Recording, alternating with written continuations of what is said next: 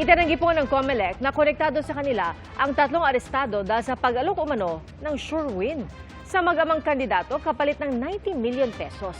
Ang mga biktima, hindi lang daw ngayong eleksyon nilapitan, kundi pati noong 2019 at 2022. Saksi, si June Veneracion. Agad pinusasan ng 3 lalaking ito ng mga tauhan ng PNP CIDG. Huli sila sa entrapment operation kung saan inireklamo sila ng pag-aalok ng umano'y sure win o tiyak na pagkapanalo sa isang mag-amang kandidato para sa lokal na posisyon kapalit ng 90 million pesos. Kayo ay naaresto namin sa kasong Article 293, robbery with threat, intimidation, or robbery extortion.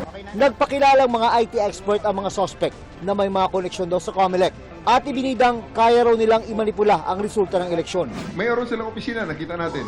Meron silang mga props, nakita natin. Pero ang capacity nun para i-hack ang COMELEC servers, I don't think they can do that. Nagpakilala silang IT expert, ang trabaho lang nila, yung isa driver, yung isa kasama doon sa yung nahuli at yung isa nagpakilala na secretary. Mga scammer lang sila. Itinanggi ng COMELEC na konektado sa kanila ang mga naaresto.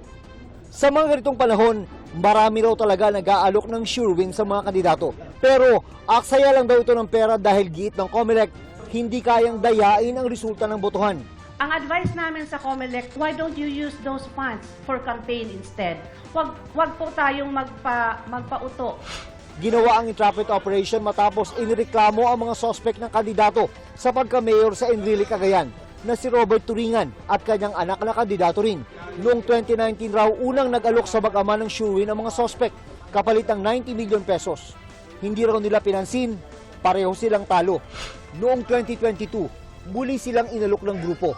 Ang counter-offer nila Turingan, 5 million pesos. Huwag lang daw pakialaman ang resulta ng eleksyon sa kanilang bayan. Kahit nagbigay siya ng 5 million, talo pa rin ang mag-ama. Ngayong eleksyon 2025, nilapitan na naman daw sila ng grupo. Pero hindi raw panalo sa eleksyon ang habol ni Turingan, kundi ang maipakulong ang grupo. Nakapagbigay ako ng 2 million. Oo. Pero baliwala yun kasi ito naman sa nagtagumpay naman ako sa gusto ko. Panalo ako kasi nahuli ko lahat sila. Wala namang nakikitang legal na pananagutan ng COMELEC sa mga kandidatong nakipagtransaksyon sa mga umano'y mandaraya. Naiintindihan ko po ang side ng kandidato. But in as much as we do not have a law penalizing them, hindi kasi yan gaya ng vote buying na yung direkta sa voter. Kung tutuusin, sabi ng COMELEC, hindi na bago ang modus sa mga sospek. Lalapitan nila ang dalawang magkalaban sa eleksyon at pangangakuan ng panalo. Gamit daw ang kanilang koneksyon at kaalaman sa information technology. Budol po talaga ito. Sigurado doon isa matatalo, sigurado doon isa mananalo. Pag nanaling sa sasabihin niya, ako ang dahilan niyan. Ba't nanalo yan? Sasabihin niya doon sa kabila, kita mo, kaya natalo ka, hindi ka lumapit sa akin. Tumangging magbigay ng pahayag ang mga sospek. Sir, comment niyo po, sir. Sir, comment niyo po. Naharap sila sa reklamong robbery extortion. 5 pang miyembro ng grupo ang pinaghahanap ng CIDG. Para sa GMA Integrated News, ako si June Veneracion, ang inyong saksi.